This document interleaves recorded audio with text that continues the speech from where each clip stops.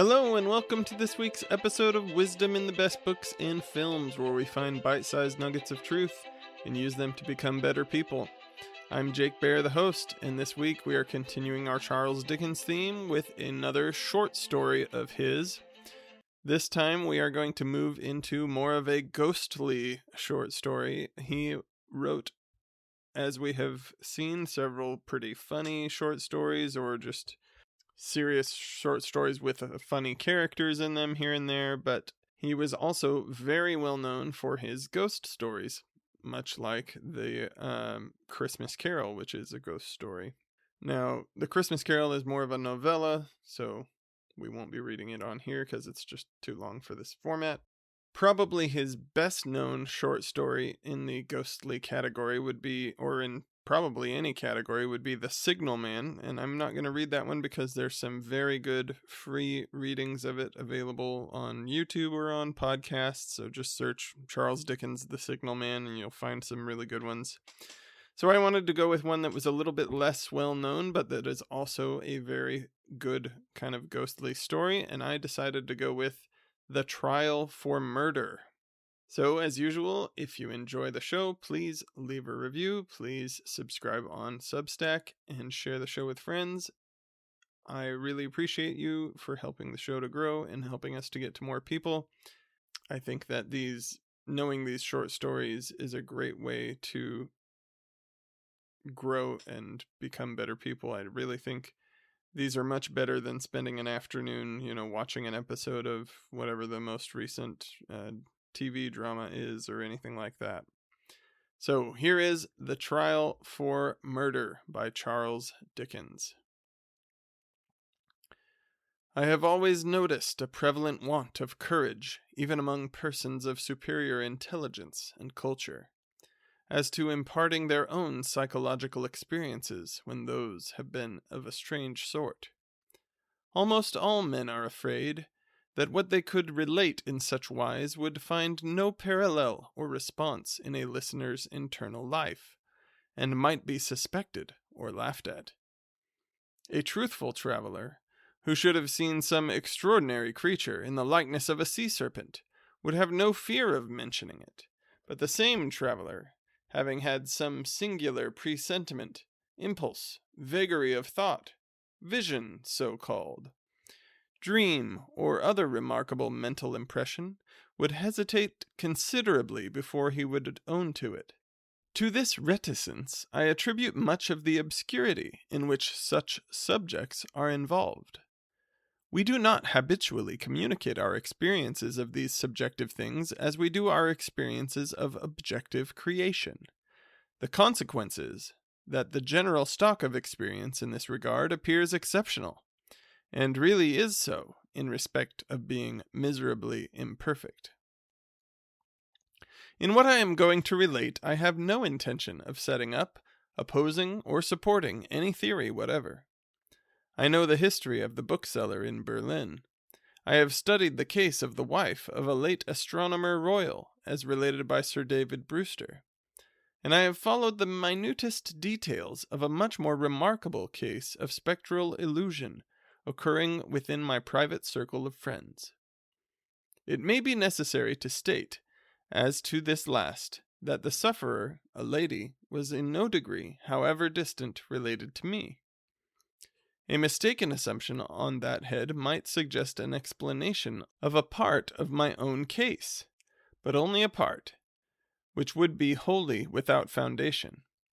I cannot be referred to my inheritance of any developed peculiarity, nor had I ever before any at all similar experience, nor have I ever had any at all similar experience since.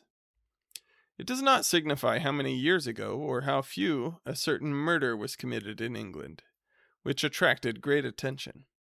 We hear more than enough of murderers as they rise in succession to their atrocious eminence, and I would bury the memory of this particular brute, if I could, as his body was buried in Newgate Jail. I purposely abstain from giving any direct clue to the criminal's individuality. When the murder was first discovered, no suspicion fell, or I ought rather to say, for I cannot be too precise in my facts, It was nowhere publicly hinted that any suspicion fell on the man who was afterwards brought to trial. As no reference was at that time made to him in the newspapers, it is obviously impossible that any description of him can at that time have been given in the newspapers. It is essential that this fact be remembered. Unfolding at breakfast my morning paper, containing the account of that first discovery, I found it to be deeply interesting, and I read it with close attention. I read it twice, if not 3 times. The discovery had been made in a bedroom, and when I laid down the paper, I was aware of a flash, rush, flow, I do not know what to call it. No word I can find is satisfactorily descriptive, in which I seemed to see that bedroom passing through my room, like a picture impossibly painted on a running river. Though almost instantaneous in its passing, it was perfectly clear, so clear that I distinctly, and with a sense of relief, observed the absence of the dead body from the bed. It was in no romantic place that I had this curious sensation, but in the chambers in Piccadilly, very near to the corner of St. James Street. It was entirely new to me. I was in my easy-chair at the moment, and the sensation was accompanied with a peculiar shiver, which started the chair from its position. But it is to be noted that the chair ran easily on casters. I went to one of the windows. There are 2 in the room, and the room is on the 2nd floor, to refresh my eyes with the moving objects down in Piccadilly. It was a bright autumn morning, and the street was sparkling and cheerful. The wind was high. As I looked out, it brought down from the park a quantity of fallen leaves, which a gust took and whirled into a spiral pillar. As the pillar fell and the leaves dispersed, I saw 2 men on the opposite side of the way, going from west to east. They were one behind the other. The foremost man often looked back over his shoulder. The second man followed him, at a distance of some 30 paces, with his right hand menacingly raised. First, the singularity and steadiness of his threatening gesture in so public a thoroughfare attracted my attention, and next, the more remarkable circumstance that nobody heeded it. Both men threaded their way among the other passengers with a smoothness hardly consistent even with the action of walking on a pavement. And no single creature that I could see gave them place, touched them, or looked after them. In passing before my windows, they both stared up at me. I saw their 2 faces very distinctly, and I knew that I could recognize them anywhere. Not that I had consciously noticed anything very remarkable in either face, except that the man who went first had an unusually lowering appearance, and that the face of the man who followed him was of the color of impure wax. I am a bachelor, and my valet and his wife constitute my whole establishment. My occupation is in a certain branch bank, and I wish that my duties as head of a department were as light as they are popularly supposed to be. They kept me in town that autumn, when I stood in need of change. I was not ill, but I was not well. My reader is to make the most that can be reasonably made of my feeling jaded, having a depressing sense upon me of a monotonous life, and being slightly dyspeptic. Dyspeptic means he's feeling some indigestion. I am assured by my renowned doctor that my real state of health at that time justifies no stronger description, and I quote his own from his written answer to my request for it. As the circumstances of the murder, gradually unraveling, took stronger and stronger possession of the public mind, I kept them away from mine by knowing as little about them as was possible in the midst of the universal excitement. But I knew that a verdict of willful murder had been found against the suspected murderer, and that he had been committed to Newgate for trial. I also knew that his trial had been postponed over one sessions of the Central Criminal Court, on the ground of general prejudice and want of time for the preparation of the defense. I may further have known, but I believe I did not, when or about when the sessions to which his trial stood postponed would come on. My sitting room, bedroom, and dressing room are all on one floor. With the last there is no communication but through the bedroom. True, there is a door in it, once communicating with the staircase, but a part of the fitting of my bath has been, and had been for some years, fixed across it. At the same period, and as a part of the same arrangement, the door had been nailed up and canvassed over. I was standing in my bedroom late one night, giving some directions to my servant before he went to bed, my face towards the only available door of communication with the dressing room, and it was closed. My servant's back was towards that door. While I was speaking to him, I saw it open, and a man look in, who very earnestly and mysteriously beckoned to me. That man was the man who had gone second of the two along Piccadilly, and whose face was the color of impure wax. The figure, having beckoned, drew back and closed the door, with no longer pause than was made by my crossing the bedroom. I opened the dressing-room door and looked in. I had a lighted candle already in my hand. I felt no inward expectation of seeing the figure in the dressing-room, and I did not see it there. Conscious that my servant stood amazed, I turned round to him and said, "Derek, could you believe that in my cool senses I fancied I saw a—" As I there laid my hand upon his breast, with a sudden start he trembled violently, and said, "Oh, Lord, yes, sir! A dead man beckoning!"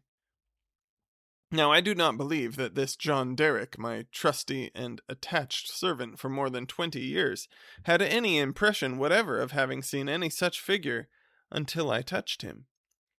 The change in him was so startling when I touched him that I fully believe he derived his impression in some occult manner from me at that instant. I bade John Derrick bring some brandy, and I gave him a dram, and was glad to take one myself. Of what had preceded that night's phenomenon, I told him not a single word. Reflecting on it, I was absolutely certain I had never seen that face before, except on the one occasion in Piccadilly. Comparing its expression when beckoning at the door with its expression when it had stared up at me as I stood at my window, I came to the conclusion that on the first occasion it had sought to fasten itself upon my memory, and that on the second occasion it had made sure of being immediately remembered. I was not very comfortable that night, though I felt a certainty, difficult to explain, that the figure would not return. At daylight I fell into a heavy sleep, from which I was awakened by John Derrick's coming to my bedside with a paper in his hand. This paper, it appeared, had been the subject of an altercation at the door between its bearer and my servant.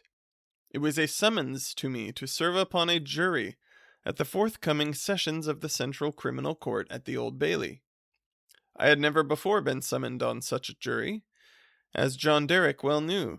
He believed, I am not certain at this hour whether with reason or otherwise, that the class of jurors were customarily chosen on a lower qualification than mine, and he had at first refused to accept the summons. The man who served it had taken the matter very coolly. He said that my attendance or non-attendance was nothing to him. There the summons was, and I should deal with it at my own peril, and not at his. For a day or two, I was undecided whether to respond to this call, or to take no notice of it. I was not conscious of the slightest mysterious bias, influence, or attraction one way or another. Of that I am as strictly sure as of every other statement I make here. Ultimately, I decided, as a break in the monotony of my life, that I would go. The appointed morning was a raw morning in the month of November. There was a dense brown fog in Piccadilly, and it became positively black and in the last degree oppressive east of Temple Bar. I found the passages and staircases of the courthouse flaringly lighted with gas, and the court itself similarly illuminated. I think that, until I was conducted by officers into the old court and saw its crowded state, I did not know that the murderer was to be tried that day. I think that, until I was so helped into the old court with considerable difficulty, I did not know into which of the two courts sitting my summons would take me. But this must not be received as a positive assertion, for I am not completely satisfied in my mind on either point. I took my seat in the place appropriated to jurors in waiting, and I looked about the court as well as I could through the cloud of fog and breath that was heavy in it. I noticed the black vapor hanging like a murky curtain outside the great windows, and I noticed the stifled sound of wheels on the straw, or tan that was littered in the street, also the hum of the people gathered there, which a shrill whistle, or a louder song or hail than the rest, occasionally pierced. Soon afterwards, the judges, 2 in number, entered and took their seats. The buzz of the court was awfully hushed. The direction was given to put the murderer to the bar. He appeared there. And in that same instant, I recognized in him the first of the 2 men who had gone down Piccadilly. If my name had been called then, I doubt if I could have answered to it audibly. But it was called about 6th or 8th in the panel, and I was by that time able to say, "Here!" Now, observe. As I stepped into the box, the prisoner, who had been looking on attentively, but with no sign of concern, became violently agitated and beckoned to his attorney. The prisoner's wish to challenge me was so manifest that it occasioned a pause, during which the attorney, with his hand upon the dock, whispered with his client and shook his head. I afterwards had it from that gentleman that the prisoner's first affrighted words were to him, "At all hazards, challenge that man!" But that, as he would give no reason for it, and admitted that he had not even known my name until he heard it called and I appeared, it was not done. Both on the ground already explained, that I wish to avoid reviving the unwholesome memory of that murderer, and also because a detailed account of his long trial is by no means indispensable to my narrative, I shall confine myself closely to such incidents in the 10 days and nights during which we, the jury, were kept together, as directly bear on my own curious personal experience. It is in that, and not in the murderer, that I seek to interest my reader. It is to that, and not to a page of the Newgate Calendar, that I beg attention. I was chosen foreman of the jury. On the 2nd morning of the trial, after evidence had been taken for 2 hours, I heard the church clock strike. Happening to cast my eyes over my brother jurymen, I found an inexplicable difficulty in counting them. I counted them several times, yet always with the same difficulty. In short, I made them 1 too many. I touched the brother juryman, whose place was next to me, and I whispered to him, "Oblige me by counting us." He looked surprised by the request, but turned his head and counted. "Why," he says suddenly, "we are but no, it's not possible, no, we are 12. According to my counting that day, we were always right in detail, but in the gross we were always 1 too many. There was no appearance, no figure, to account for it, but I had now an inward foreshadowing of the figure that was surely coming. The jury were housed at the London Tavern. We all slept in one large room on separate tables, and we were constantly in charge under the eye of the officer sworn to hold us in safe keeping. I see no reason for suppressing the real name of that officer. He was intelligent, highly polite, and obliging, and, I was glad to hear, much respected in the city. He had an agreeable presence, good eyes, enviable black whiskers, and a fine sonorous voice. His name was Mr. Harker. When we turned into our 12 beds at night, Mr. Harker's bed was drawn across the door. On the night of the 2nd day, not being disposed to lie down, and seeing Mr. Harker sitting on his bed, I went and sat beside him, and offered him a pinch of snuff. As Mr. Harker's hand touched mine in taking it from my snuff-box, a peculiar shiver crossed him, and he said, "Who is this?" Following Mr. Harker's eyes, and looking along the room, I saw again the figure I expected, the second of the 2 men who had gone down Piccadilly. I rose, advanced a few steps, then stopped, and looked round at Mr. Harker. He was quite unconcerned, laughed, and said in a pleasant way, "I thought for a moment we had 13th jurymen without a bed, but I see it is the moonlight." Making no revelation to Mr. Harker, but inviting him to take a walk with me to the end of the room, I watched what the figure did. It stood for a few moments by the bedside of each of my 11 brother jurymen, close to the pillow. It always went to the right-hand side of the bed, and always passed out, crossing the foot of the next bed. It seemed, from the action of the head, merely to look down pensively at each recumbent figure. It took no notice of me or of my bed, which was the nearest to Mr. Harker's. It seemed to go out where the moonlight came in, through a high window, as by an aerial flight of stairs. Next morning at breakfast, it appeared that everybody present had dreamed of the murdered man last night, except myself and Mr. Harker. I now felt as convinced that the second man who had gone down Piccadilly was the murdered man, so to speak, as if it had been borne into my comprehension by his immediate testimony. But even this took place, and in a manner for which I was not at all prepared. On the 5th day of the trial, when the case for the prosecution was drawing to a close, a miniature of the murdered man, missing from his bedroom upon the discovery of the deed, and afterwards found in a hiding place where the murderer had been seen digging, was put in evidence. Having been identified by the witness under examination, it was handed up to the bench, and thence handed down to be inspected by the jury. As an officer in a black gown was making his way with it across to me, the figure of the second man who had gone down Piccadilly impetuously started from the crowd, caught the miniature from the officer, and gave it to me with his own hands, at the same time saying, in a low and hollow tone, before I saw the miniature, which was in a locket, "I was younger then, and my face was not then drained of blood."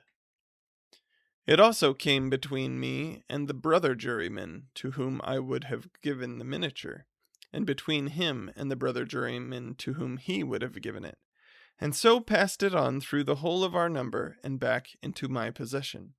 Not one of them, however, detected this.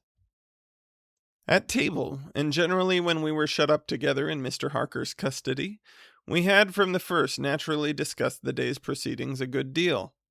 On that 5th day, the case for the prosecution being closed, and we having that side of the question in a completed shape before us, our discussion was more animated and serious.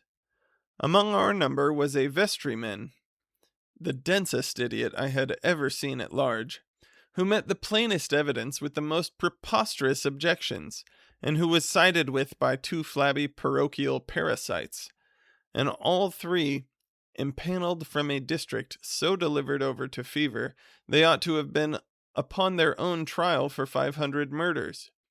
When these mischievous blockheads were at their loudest, which was towards midnight, while some of us were already preparing for bed, I again saw the murdered man. He stood grimly behind them, beckoning to me.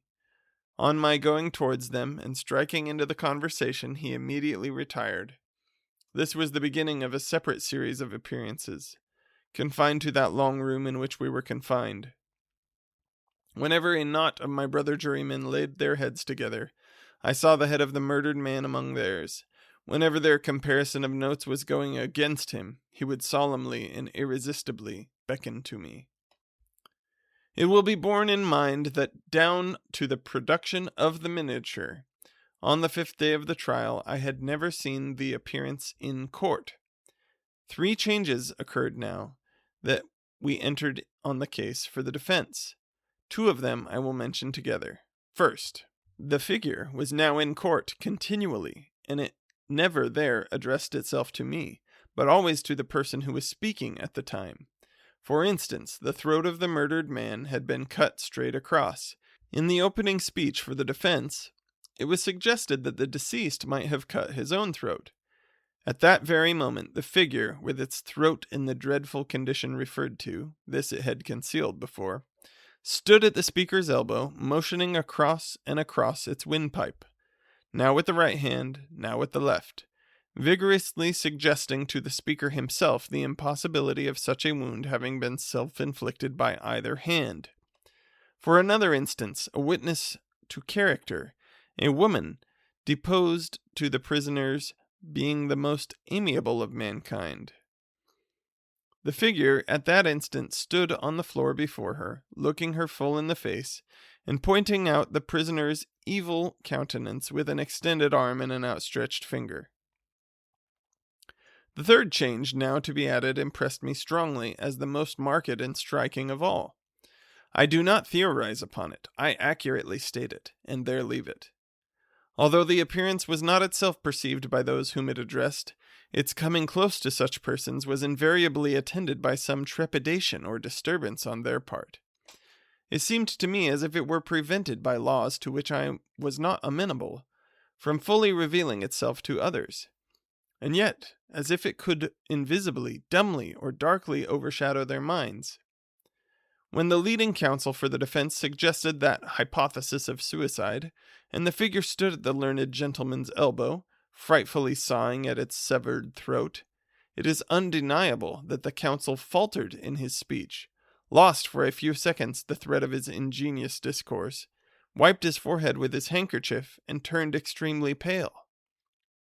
When the witness to character was confronted by the appearance, her eyes most certainly did follow the direction of the pointed finger, and rest in great hesitation and trouble upon the prisoner's face. 2 additional illustrations will suffice. On the 8th day of the trial, after the pause which was every day made early in the afternoon for a few minutes' rest and refreshment, I came back into court with the rest of the jury some little time before the return of the judges. Standing up in the box and looking about me, I thought the figure was not there, until, chancing to raise my eyes to the gallery, I saw it, bending forward, and leaning over a very decent woman, as if to assure itself whether the judges had resumed their seats or not. Immediately afterwards that woman screamed, fainted, and was carried out. So with the venerable, sagacious, and patient judge who conducted the trial. When the case was over, he settled himself and his papers to sum up. The murdered man, entering by the judge's door, advanced to his lordship's desk, and looked eagerly over his shoulder at the pages of his notes which he was turning. A change came over his lordship's face. His hand stopped. A peculiar shiver, that I knew so well, passed over him. He faltered, "Excuse me, gentlemen, for a few moments. I'm somewhat oppressed by the vitiated air." Vitiated means spoiled or gone bad. The air is gone bad, he says. And did not recover until he had drunk a glass of water. Through all the monotony of 6 of those interminable 10 days, the same judges and others on the bench, the same murderer in the dock, the same lawyers at the table, the same tones of question and answer rising to the roof of the court, the same scratching of the judge's pen, the same ushers going in and out, the same lights kindled at the same hour when there had been any natural light of day, the same foggy curtain outside the great windows when it was foggy, the same rain pattering and dripping when it was rainy, the same footmarks of turnkeys and prisoner day after day on the same sawdust, the same keys locking and unlocking the same heavy doors. Through all the wearisome monotony which made me feel as if I had been foreman of the jury for a vast period of time, and Piccadilly had flourished coevally with Babylon. Coevally means at the same time. The murdered man never lost one trace of his distinctness in my eyes, nor was he at any moment less distinct than anybody else. I must not omit, as a matter of fact, that I never once saw the appearance which I call by the name of the murdered man look at the murderer. Again and again I wondered, why does he not? But he never did. Nor did he look at me, after the production of the miniature, until the last closing minutes of the trial arrived. We retired to consider, at 7 minutes before 10 at night. The idiotic vestryman and his 2 parochial parasites gave us so much trouble that we twice returned into the court to beg to have certain extracts from the judge's notes reread. 9 of us had not the smallest doubt about these passages. Neither, I believe, had any one in the court. The dunder-headed triumvirate, having no idea but obstruction, disputed them for that very reason. At length we prevailed, and finally the jury returned into court at 10 minutes past 12. The murdered man at that time stood directly opposite the jury box. On the other side of the court, as I took my place, his eyes rested on me with great attention. He seemed satisfied, and slowly shook a great gray veil, which he carried on his arm for the first time, over his head and whole form. As I gave in our verdict, "Guilty," the veil collapsed, all was gone, and his place was empty. The murderer, being asked by the judge, according to usage, whether he had anything to say before sentence of death should be passed upon him, indistinctly muttered something which was described in the leading newspapers of the following day as a few rambling, incoherent, and half-audible words, in which he was understood to complain that he had not had a fair trial, because the foreman of the jury had prepossessed against him.